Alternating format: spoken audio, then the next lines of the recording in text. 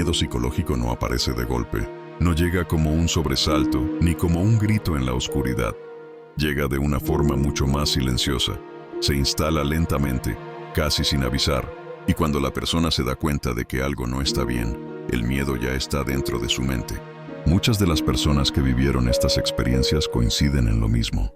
Al principio, todo parecía normal. No había ruidos extraños, no había sombras, no había señales evidentes de peligro, solo una sensación difícil de explicar, como si algo no encajara del todo, una sensación leve, fácil de ignorar.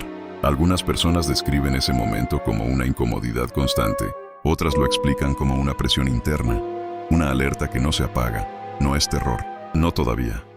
Es una inquietud que acompaña cada pensamiento, incluso en los momentos más cotidianos.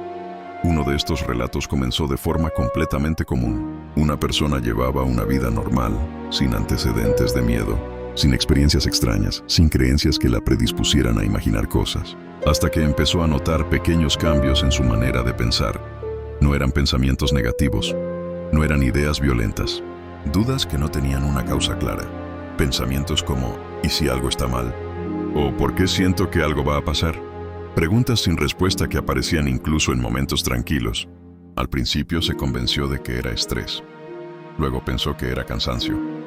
Más tarde intentó ignorarlo por completo. Pero el miedo psicológico no se debilita cuando se ignora. Con el paso de los días, la sensación empezó a intensificarse, no de forma brusca, sino progresiva. Cada noche al acostarse, el silencio se volvía incómodo. No porque hubiera ruidos, sino porque el silencio parecía amplificar los pensamientos. La mente, sin distracciones, comenzaba a trabajar de otra manera. Era en esos momentos cuando el miedo se hacía más evidente. No había imágenes aterradoras, no había figuras en la oscuridad, solo una certeza difícil de explicar. Algo no estaba bien, aunque no hubiera ninguna prueba de ello. La persona comenzó a analizar cada pensamiento, cada pequeño cambio en su estado de ánimo. Y cuanto más analizaba, más consciente se volvía de su propia mente.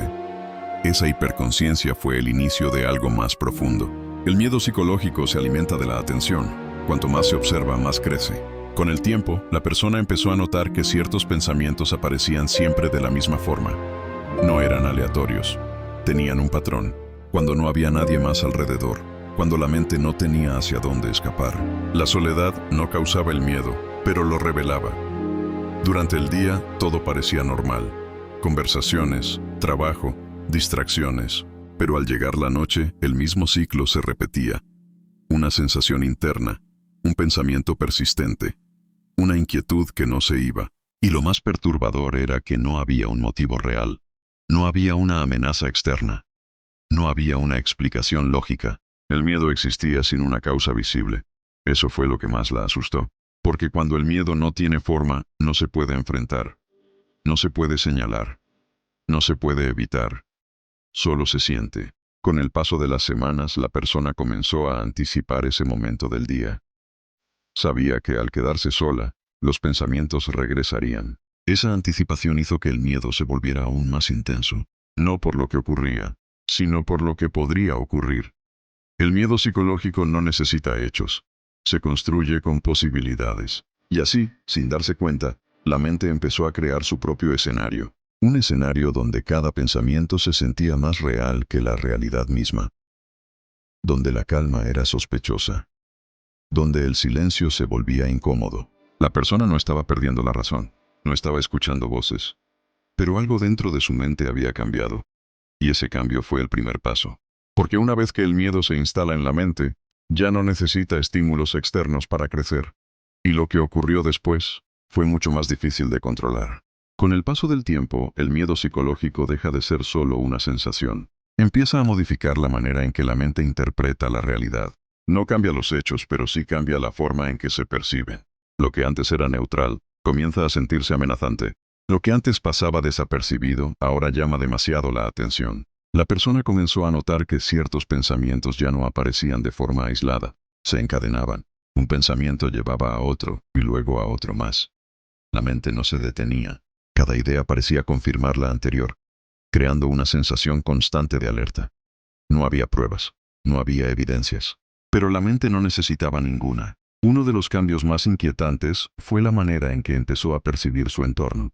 Lugares que siempre habían sido familiares comenzaron a sentirse extraños. No porque hubieran cambiado, sino porque la mente los observaba de otra forma.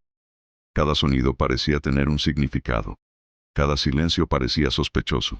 El miedo psicológico no crea ilusiones, crea interpretaciones. La persona comenzó a revisar mentalmente cada acción del día, cada palabra dicha, cada gesto. La mente buscaba errores, señales, advertencias. Y cuanto más buscaba, más encontraba razones para sentirse inquieta. Con el tiempo, esa hiperobservación se volvió agotadora. Dormir ya no era descanso. El cuerpo se relajaba, pero la mente permanecía activa. Incluso en momentos de calma, una parte de la conciencia se mantenía alerta, como si esperara que algo ocurriera. Ese estado constante de vigilancia comenzó a afectar la percepción del tiempo. Las noches parecían más largas. Los silencios parecían más profundos. Los pensamientos parecían más intensos. Todo se sentía amplificado. La persona empezó a preguntarse si algo estaba mal con ella, si estaba exagerando, si estaba perdiendo el control. Pero lo más perturbador era que, externamente, todo parecía normal.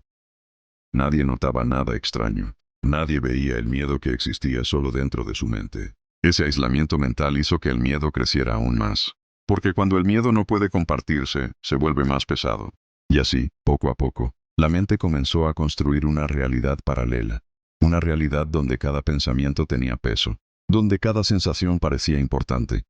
Donde la calma ya no se oía segura. Y sin darse cuenta, la persona empezó a vivir más en su mente que en el mundo real. El miedo psicológico no necesita eventos.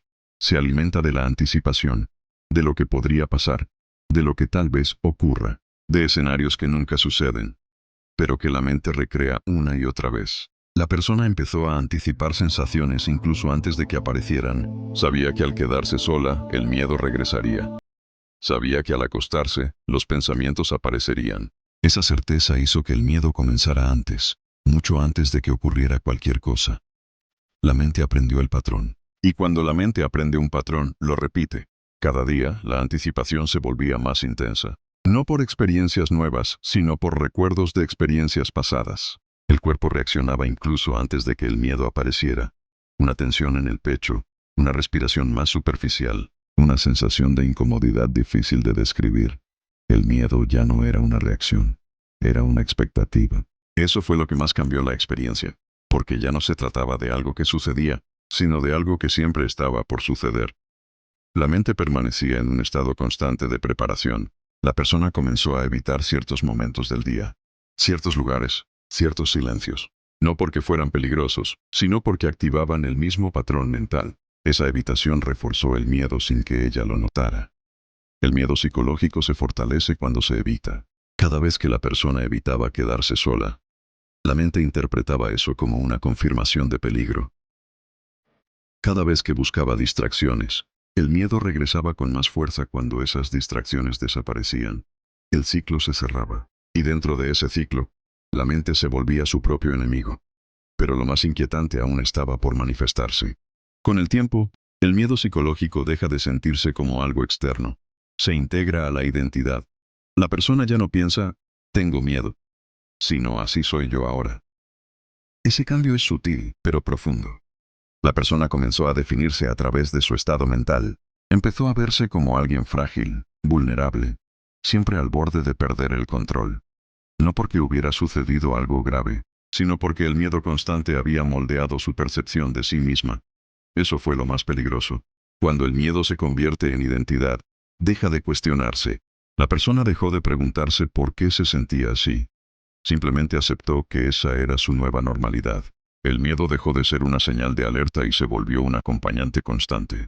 Pero lo que no sabía era que ese no era el final del proceso. Era solo la base. Porque una vez que el miedo se instala en la mente y se confunde con la identidad, comienza a influir en decisiones, relaciones y percepciones de una forma mucho más profunda. Y lo que ocurrió después no solo afectó a sus pensamientos, sino a la manera en que percibía a los demás.